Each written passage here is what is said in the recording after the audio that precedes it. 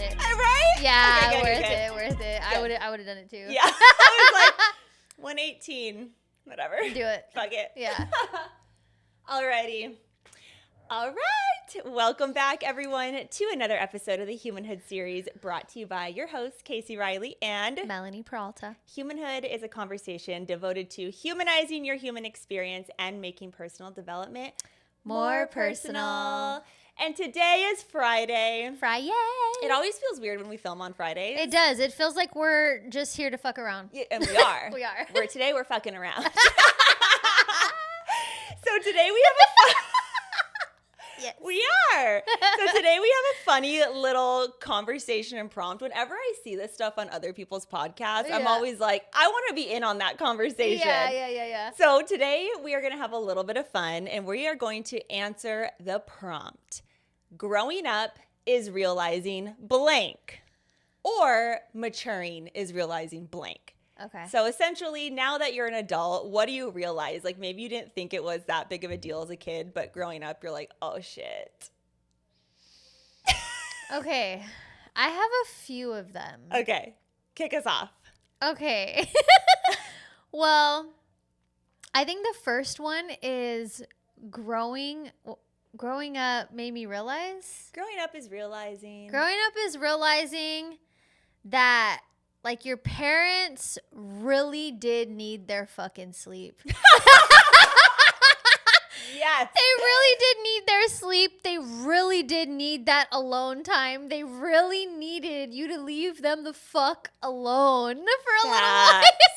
Or when they asked you to pull out the turkey and defrost it, and then you forgot and they'd get so pissed. I get it now. Like little shit. Or my dad was such a stickler about rinsing your dishes and, like, not just, like, throwing them in there. And there's so many times when, like, Kai will just throw it in there and he won't rinse it, but also he'll just throw it in there and he'll throw it into, like, this pot that has collected water, and the pot's, like, full of oily water. And I'm like, now you just threw an already dirty dish into this oily water and made it even more dirty. Getting oil off is so hard. Now when it's time to clean this bowl, you know what I mean? It's like, growing up is realizing that those little things that your parents needed from you actually really matter.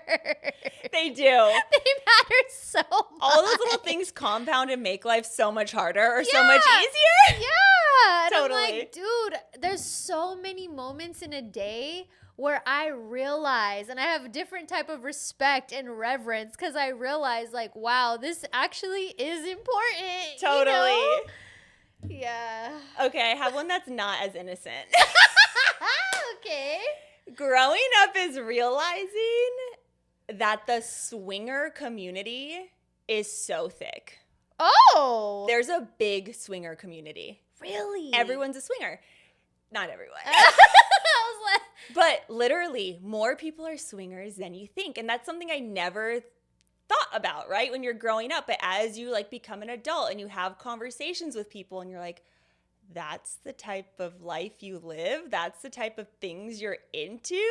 interesting. Have you ever talked to a swinger or, like, Not really, because I guess now maybe I just don't look at them as swingers because I feel like the word swinger feels like old language. Now people call it an open marriage. Now people call it poly. It's like we're in a committed relationship, but we fuck around with other people together. but there's swinger clubs. And Okay. that's what I was realizing. I didn't know there was all these underground swinger clubs in Phoenix. Really? Yes, it is a whole thing. Okay, wait. How did you come into this information is what I need to know. Okay, here's how I came into it. I'm living in my la innocent life. Yeah. And I think it's been 3 times now that someone has told Brian, like, hey, you want to come to this club? Or, hey, this is what I'm doing this weekend. Like, casually, like, it's actually been brought up multiple times. And he's like, this guy just, like, wanted me to be an investor in a swinger club. And I'm like, what? So this stuff, I realize, like, it's very common. It's a whole lifestyle. Wow. Yeah. Honestly, I'm not mad at it Because it's like, I personally have the idea ingrained into my mind that I would never want to share my person. Yeah. I do. Yeah. But I've never been married for over a decade. Yeah.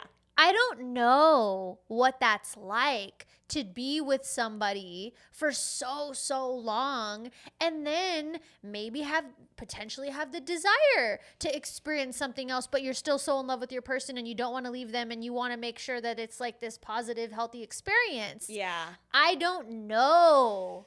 Yeah. You know what I mean? So actually,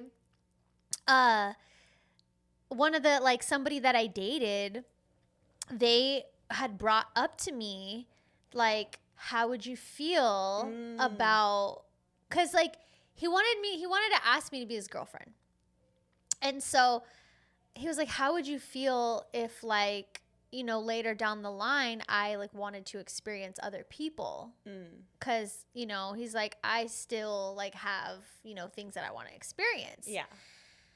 And I remember at the time, I was just like, first of all, this is how you're going into this relationship, or this is how you would want to go into this relationship. Right. But I also respected the transparency and the honesty. And, like, before I were to commit to something, like, we should have this conversation. So as undesirable as it felt in the moment, Yeah. I actually really did respect how open and honest he was.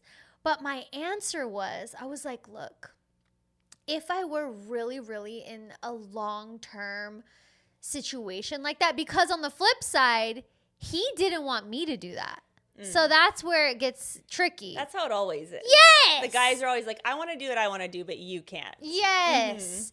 And so I just remember telling him, if we were to be in a very long committed relationship with each other, I could potentially be open to letting you explore and experience something else.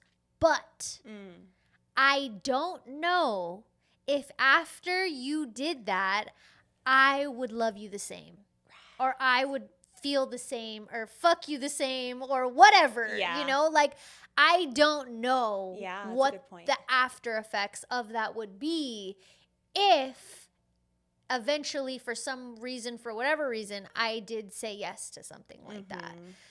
But I mean, again, I don't know what it's like to be with some for 20 years, 15 plus years. Like, I don't know what that's like. Yeah. So I'm like, if that works for y'all and there's a healthy, high quality environment and you are finding the right people, then sure, buddy. Yeah. Like, you know? Yeah, I have no judgment around it. I was just, Yeah. like, surprised on how common it is. But Yeah. even you saying, like, long-term relationships, some of these people are not. That's just what they do. Oh, It's just like that's a part of their arrangement. That's the language, because in my mind, I don't even use the word swingers. It's like the poly thing.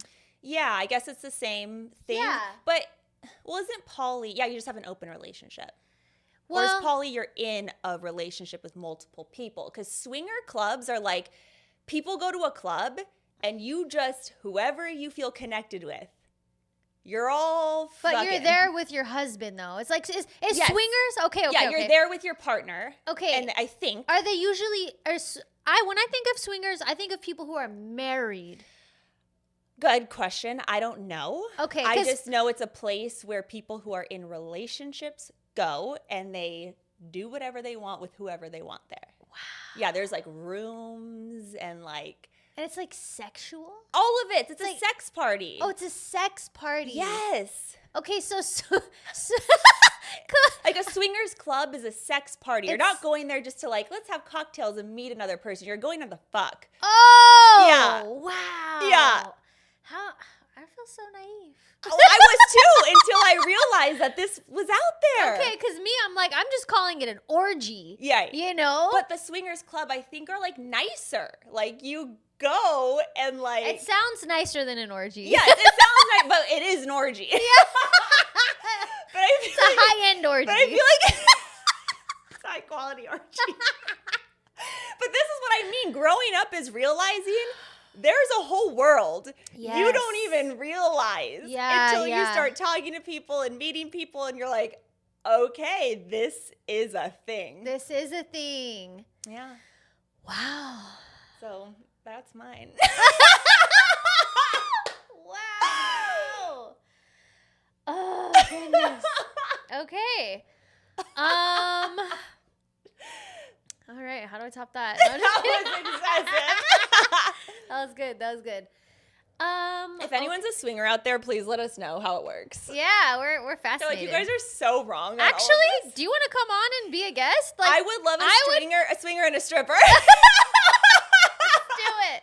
Let's do it.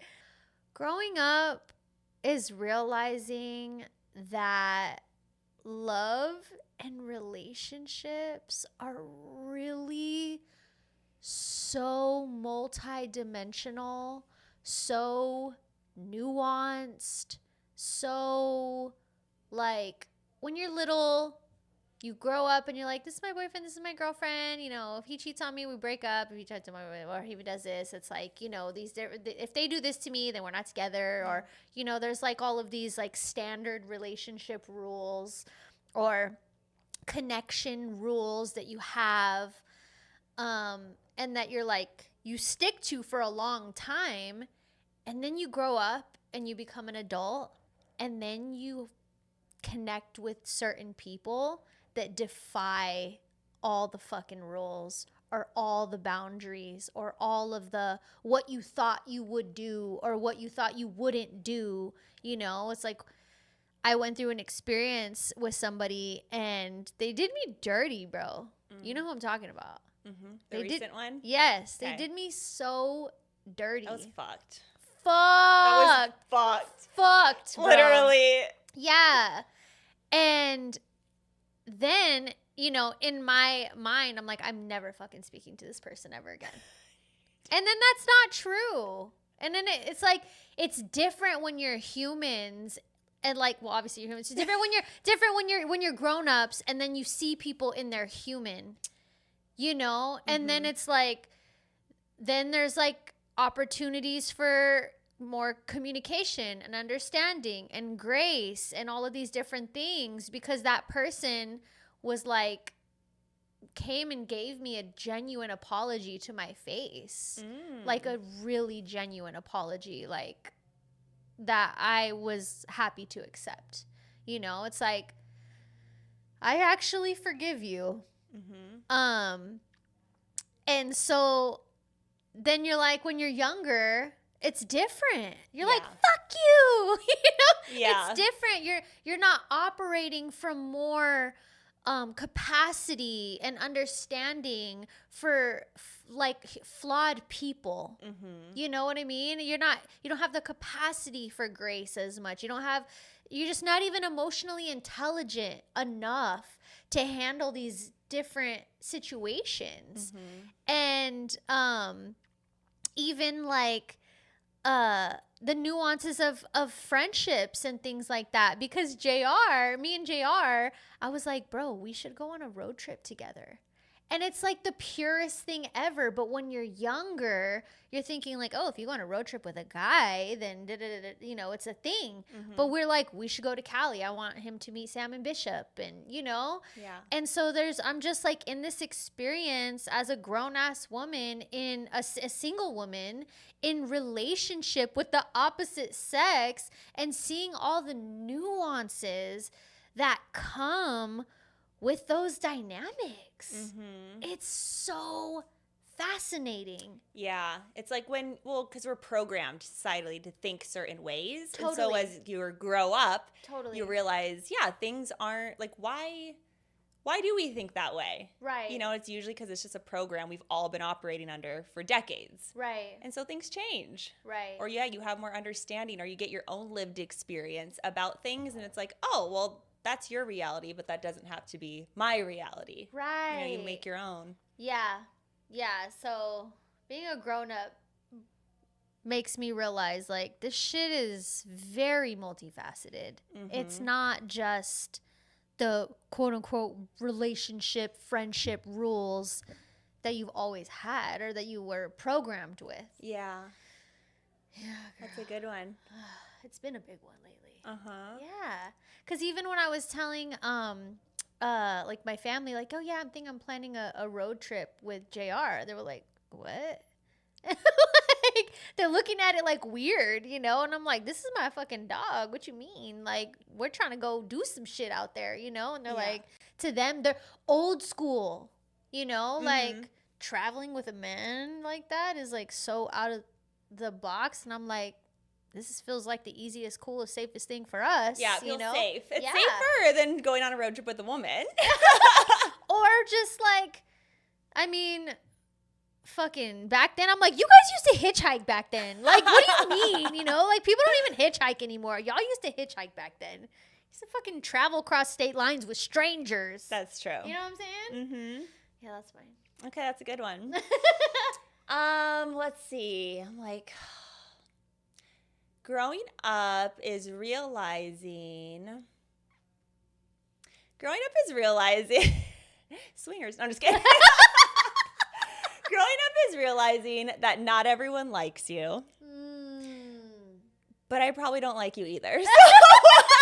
So it makes sense. Yeah. But that's something I realized as I got older. I'm like, oh, not everyone likes me. And I say that in a way because I don't ever look at someone and think like, I don't like you. Maybe like we don't, like maybe our personalities don't go together or something. But I never like look at someone and think like, I don't like you. Right.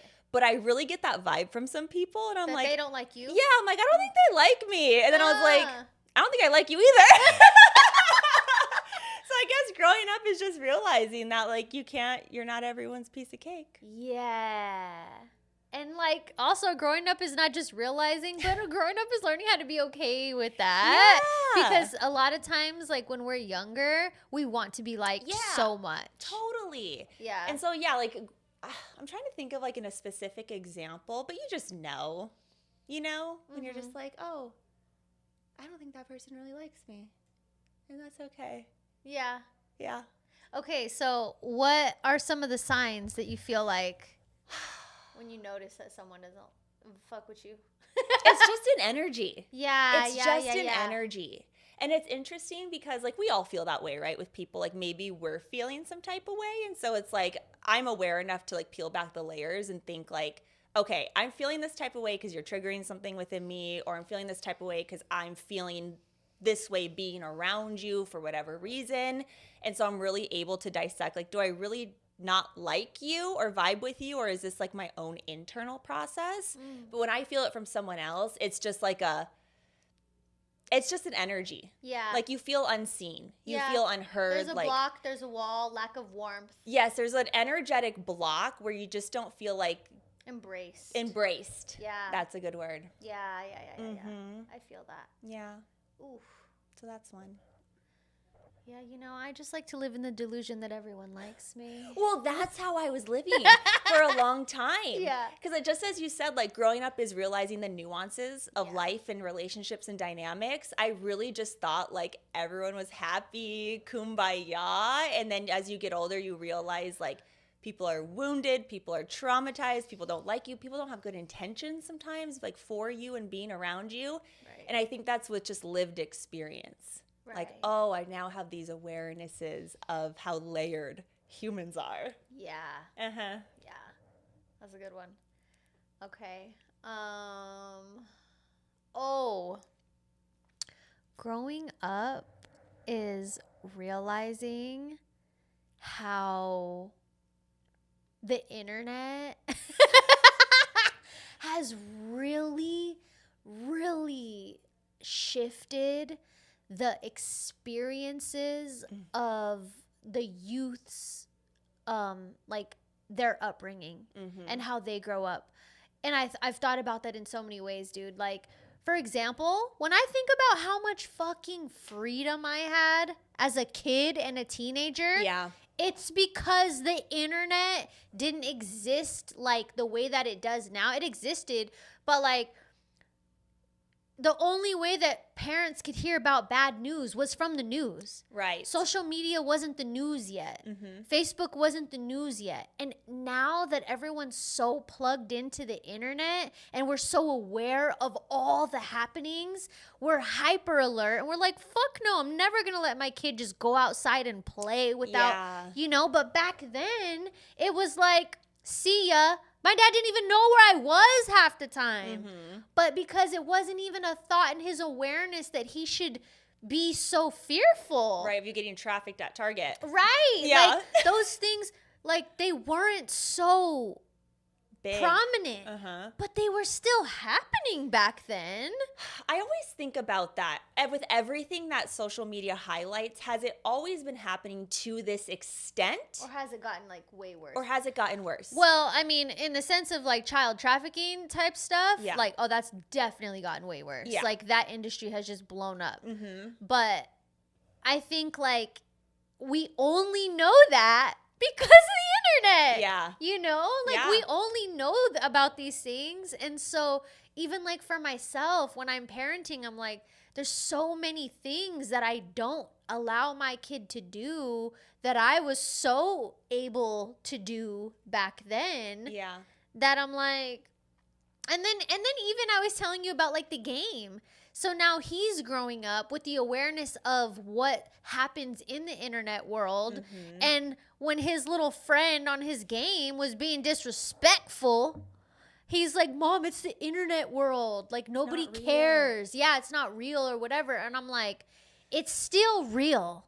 It's just not in person. Mm-hmm. Because if your little friend was getting disrespectful like that while you're playing the game and he was here in the room with you, I would have fucked him up. No, just kidding. I'm just kidding.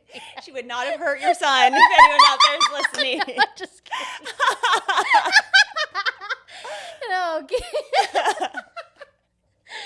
Oh, but like, just like my perception of things, his perception of things, it's so different now than it was when we were younger. Mm-hmm. So different. I was actually thinking about that. So I went to the Chris Brown concert recently, and I remember like having a realization, because I will always do like a little bit of filming when I'm doing something just to like get my memory, and then I really like to be present. Everyone's filming the whole time. Everyone's filming the whole time, but aside from that, like even afterwards when I was watching clips from his other shows and what other people posted, I was like, is that what I saw? Is that what they, like, I was confused on my own memory of the show. I was like, I don't remember that outfit. Oh, because that wasn't from my show. And I was like getting confused on what was my real memory and what I'm seeing online. And that really like kind of fucked me up for a little bit. I was like, wait a second. Like, I don't think I enjoyed the experience as much because it's not just me and my memories.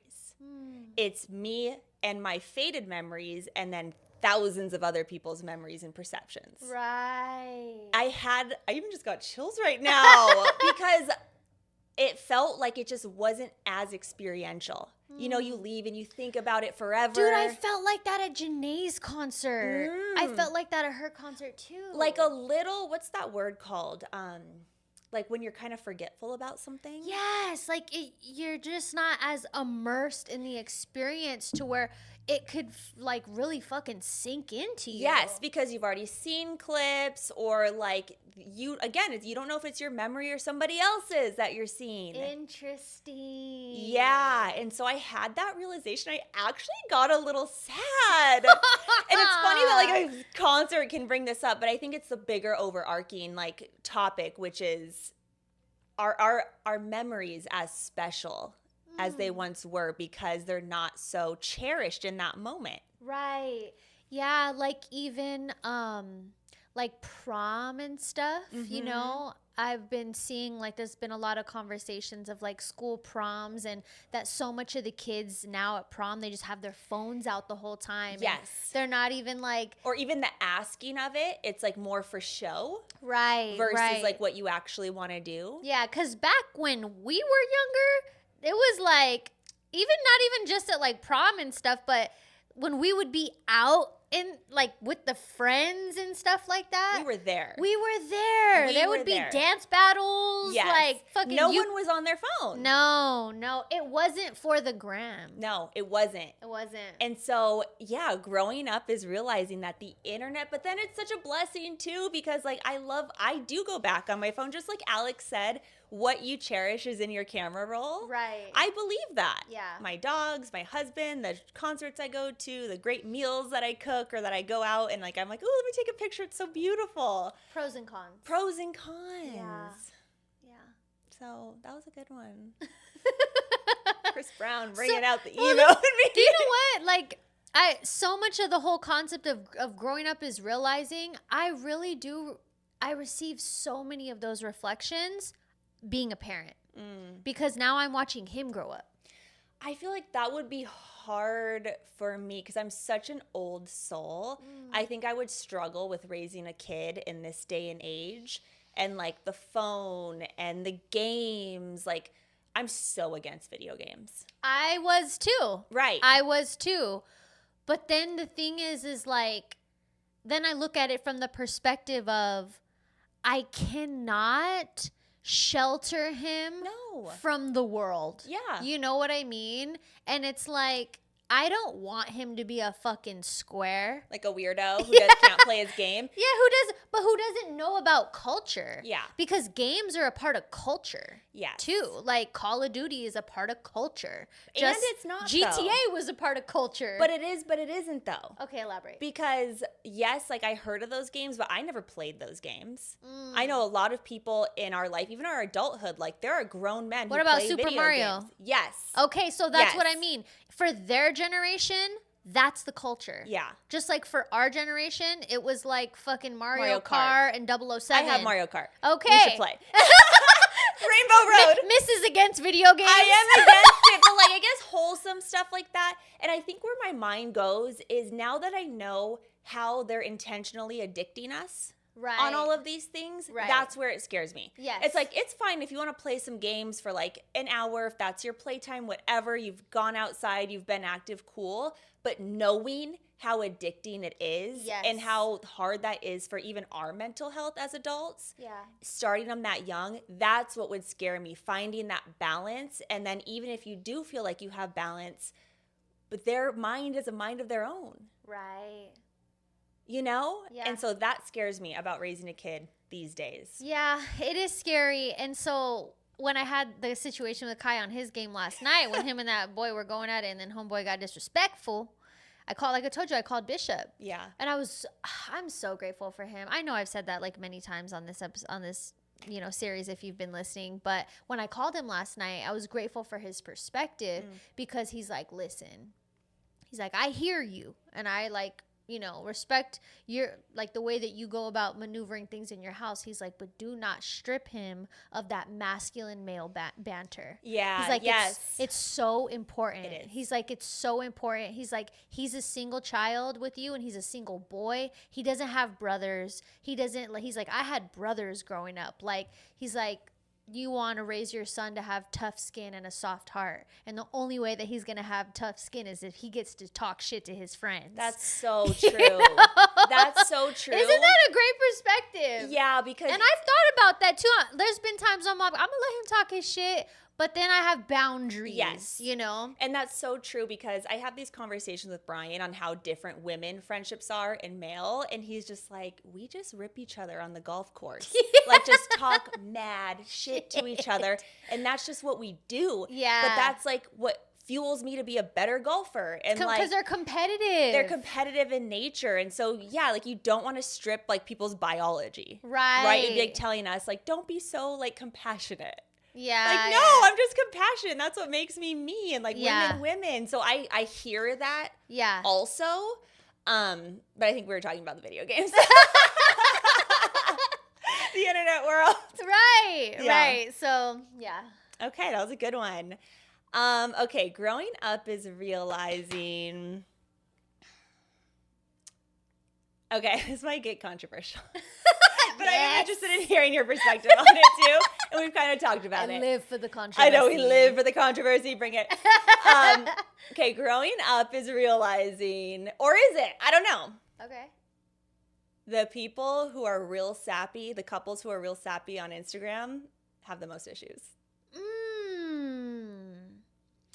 I think it's probably a good 50-50. Yeah. Like, I know that's true because but then I know it's not true. Right. I've lived both. You've lived both. I've lived both. Okay. I had the relationship where my man would post me on his Instagram and write this super long caption of how much he loved me and then was cheating on me. No. no. And then I had the relationship where my man never posted me ever, and like, or rarely ever posted me. Definitely not on his actual profile, maybe just in his story. Yeah. But was the most loyal man ever. Yeah. Like, I've had both experiences. So you're saying the one who didn't post you The one was more loyal. The one who was all sappy was shady. Oh, yeah. Okay. Yeah.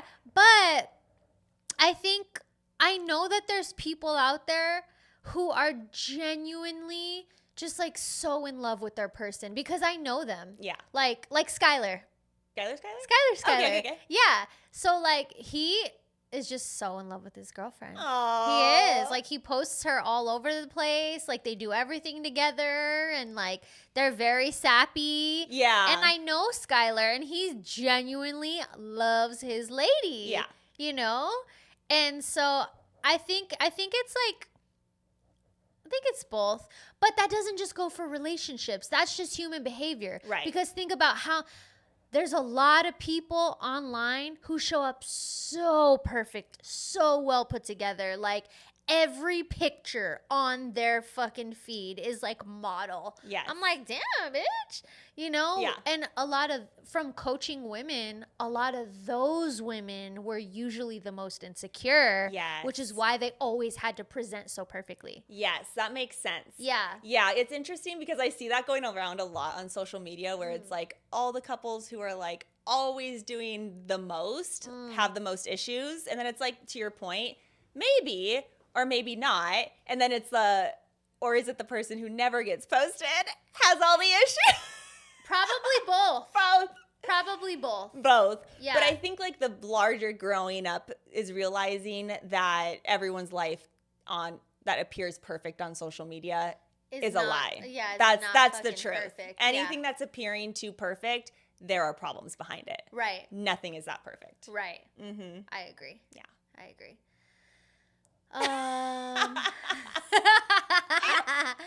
Growing up is realizing that the fucking music that we listened to when we were younger, bro, was so bad.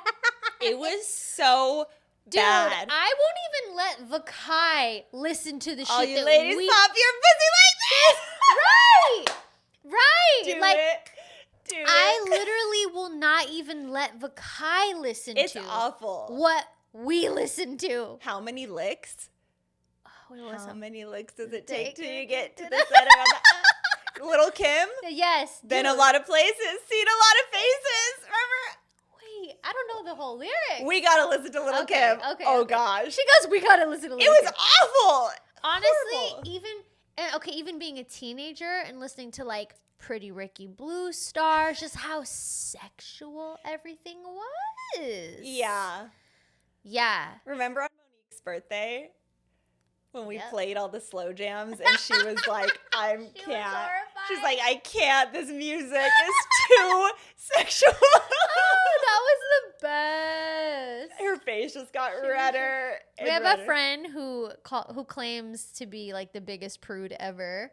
And so on her birthday night, we just played all this raunchy, nasty, dirty ass music and just sang it together all night. And she was just like beside herself. I think it healed something in her. I think so too. I think she was like, maybe I will let my inner freak out a little bit every now and then. I don't know. You let us know if you're listening. This episode's very sexual. Swingers. But no, seriously, because there's times when like an old song will come on and I'm like, oh, this was my jam. But then Kai's in the car and I'm like, actually, I don't even want him to be hearing this. This is so not appropriate. And do I even want to be listening to this anymore? Because some of it's like, No, I'm like, that's still my jam. yeah, some of it is, but some of it I'm like, I don't want to be singing this. Yeah. It's depending what it is. It depends. But also, my thing is like, you know, we talk about how influential music is, and I know it absolutely is. But at what age? Because there's so many songs that I heard as a kid that went right over my head. That's so true. Dude. You don't even realize. I'm like, I didn't even know that this is what it said. So was it really impacting me? Yeah, because it only matters if you like are assigning meaning to the word. The music didn't matter until I was old enough to really pay. Then when I was listening to Pretty Ricky and all that shit, I was like, I didn't know what a thong was until after I heard the thong song like 100 times, and I was like, "What's a thong?" What's a thong? Yeah, you know, it's like. Actually, they really don't even know yet what it means, because when we were younger, we didn't. Yeah. And when I used to sing, me and my one of my friends from my hometown used to sing, "Put it in my mouth." We know every word, but we didn't know anything about sex. We didn't know anything about head. Yeah, we didn't like, know anything about what are you anything. putting in my mouth? Like a And popsicle. we would sing that song and through my nana's house when she wasn't home. And Pudge would be like, "Shut the fuck up, you little fucking idiots." Stop fucking singing that shit. That song is iconic. Because he knew what it all was. And I'm his little cousin. And he's like pissed that I'm singing it. That's a great song. Put it in my mouth. It's such a Put it song. on. Run it back. It reminds me of when I got my license. I turned 16 and I was blasting Throw Some D's on that bitch.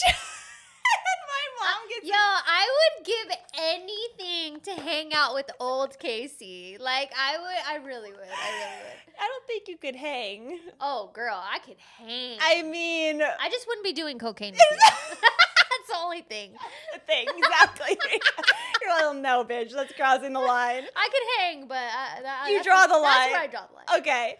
But I remember she gets in my car and it's like the volume is blasted and it's all "Throw some D's on this bitch." And she was like, "Casey, why are you listening to this music?" And I was like, "What?" And I went to the car and I was like, "Oh," because it was like, "Every chick should have a picture of my dick on their wall." Remember that line? No. Oh, yeah. It was a bad song. I'm like, you're right. Damn. I should not be listening to Well, this. back then, we didn't really listen to the lyrics as much. No, we didn't. Yeah, no. We now we do. Growing up is realizing what the fuck that song really was talking about. Growing up is realizing everything's programming our brains. Was it though? I think it is. Was it? Yeah. Maybe. I mean, even though I wasn't taking it in, have a dick on my wall. Like, I know what that is. You know? Yeah. She could have a dick on my wall. Okay, growing up is realizing, this like came to me for some reason. My government teacher was fucking depressed. Mr. Mock. Okay. He was honestly like, maybe not depressed, maybe just troubled, because I remember I loved his class, but I think he was kind of creepy now that I think about it.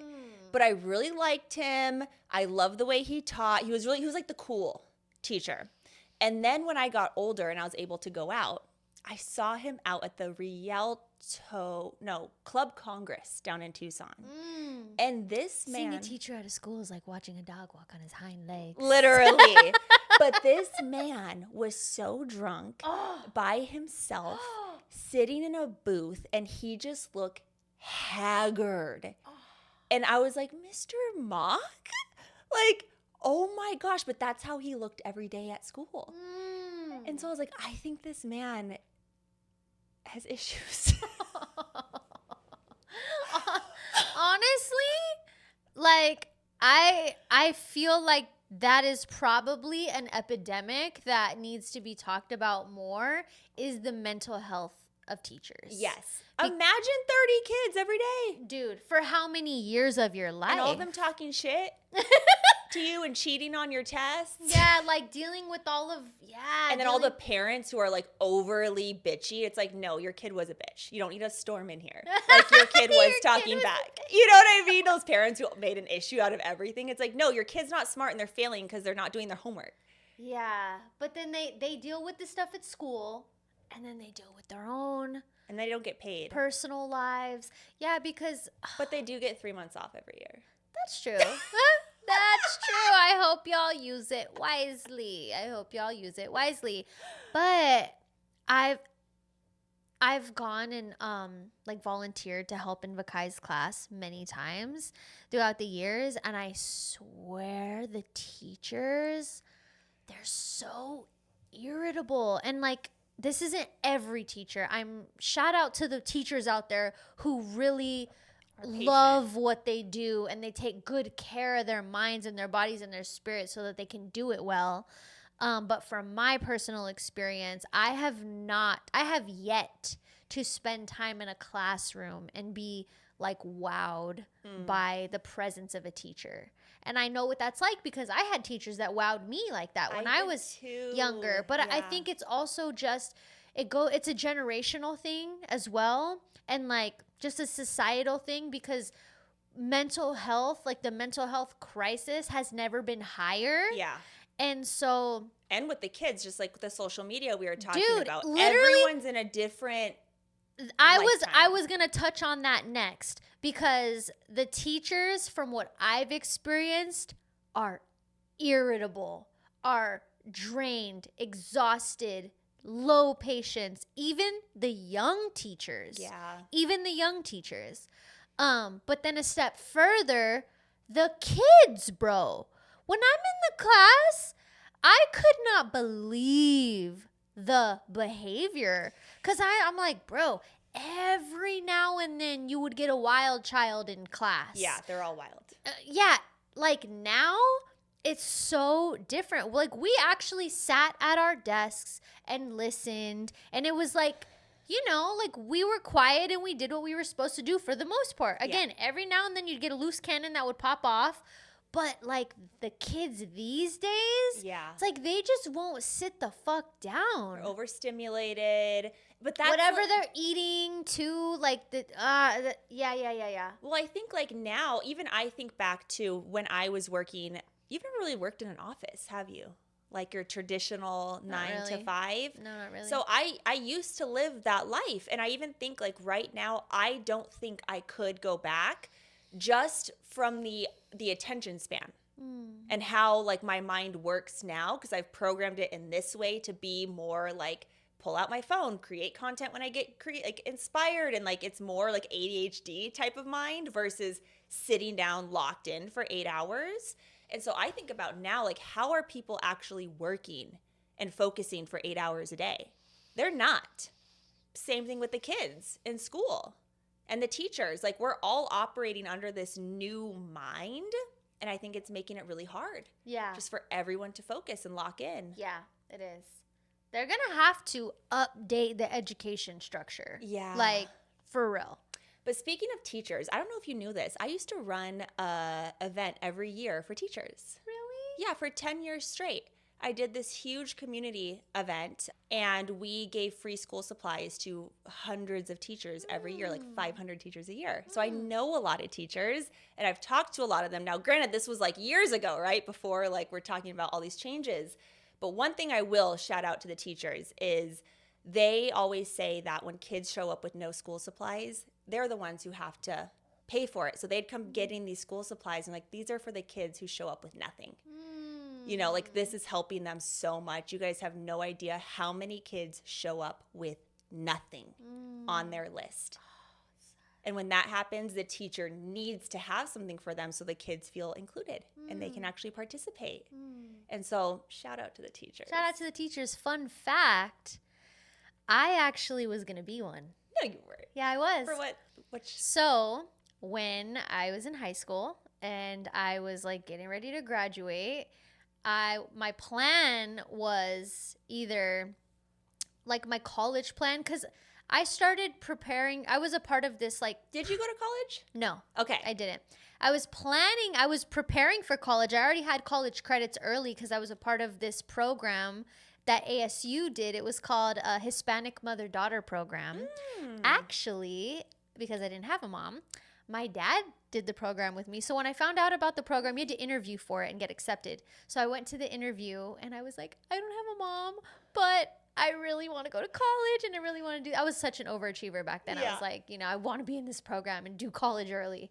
And so I was like, but my dad said he'll come with me. And so my dad was actually the very first man to ever be in the Hispanic Mother-Daughter Program. Oh my gosh. Yes. And so it was like this whole thing. And God, my dad was such a ladies' man. All the women just loved him. Like, oh my God, it's so sweet.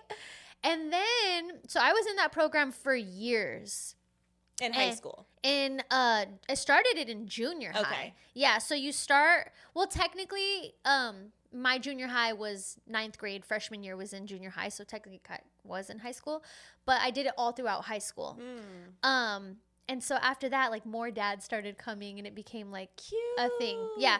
But anyways, so I had been prepping to go to ASU. I already had like credits and stuff that I was building up. So my plan, if I did go to college, was that I wanted to be in early childhood education, and I wanted to be a kindergarten teacher. Oh my God. Yeah, because I love kids. Yeah. And for me, I was obsessed with my kindergarten teacher. I still love her to this day. Shout out to Miss Robers, you're the best. And I just feel like I always felt like kindergarten is the 1 year of school where literally everything you learn, you use for the rest of your life. That's true. Everything. Reading, writing, colors, like. That's so true. And you use it for the rest of your life. Yeah, teachers have a really important job. Yeah. So yeah, fun fact, I was going to be a teacher. But then when I was in high school, I started like doing Slinging music. hose. Well, no, that was after high school. Okay. That was after high school. But it was like, do you want to go to ASU and become a teacher, or do you want to move to Atlanta and work with Atlantic Records? Yeah. I was like, peace, bitches. Yeah. I'm out. So out of here. I moved to Atlanta. That is hysterical. Mhm. Oh my gosh. I love that story. Yeah. Learn something new. I went to college. I went to the U of A. Did you? For what? For sociology and business. Okay. I also studied in Spain. Really? Uh-huh. That's cool. Yeah. I've always wanted to do that. Go do it. It's fun. You know what? I will have so much more freedom when Vakai's older. Literally, my sister is 30. How old am I? My sister's 38, and her kids are literally about to be out of the house. And she's like full fucking freedom. Go do all the stuff we didn't get to do when we were younger. Well, you know what? I say that now, but the real reality is that I want more children. Yeah, you're not going anywhere. Sorry, Bill, you're not going to Spain anytime. I mean, maybe I will manifest a partner. You can go on a trip before. Who works internationally for long periods of time, and maybe we'll just be a traveling family. Yeah. That could be a possibility. That's true. Our friends, Parker and Stephanie, he's an actor in LA, and they're in Dublin right now shooting a film. Like, they go all over the place, and they just go as a family with their 2 little kids. Every now and then I get a wild hair up my ass, and I consider just like moving me and Vakai somewhere for a little while. Yeah. I've thought about it. Especially like I'll be watching like Emily in Paris and Emily in Rome. And then I just you and Vakai to Paris. And then I just watched The Summer I Turned Pretty, and at the end of it she goes to Paris, and I'm like, you could do it. I could. Yeah. It's possible. All right. Are we feeling complete in this conversation? Growing up is realizing you have all the possibilities in the world. Yeah. You just got to figure out how to make it happen. You just got to figure out how to make it motherfucking happen. Because if I really wanted to, I could sell all of my shit tomorrow and be out of this bitch. That's the reality. That's the reality. We have a friend doing that right now. She's selling all of her stuff, and she's moving to Tennessee. Oh, that's right. Yeah, and she's like, I'm selling everything, and I'm out of here. Yeah. Her and her dog. Yeah. I'm like, good for you. You go, girl. Full freedom. Yeah. But, all right. Anywho. Thanks for tuning in, everyone, to another episode of the Humanhood series. I loved that conversation. Yes, and if you have any to add to the conversation, please let us know. Drop a comment below. Subscribe. Share this episode with your homegirls and your homeboys if you want. You're into that stuff. Send it to your swinger club. Until next time. Bye.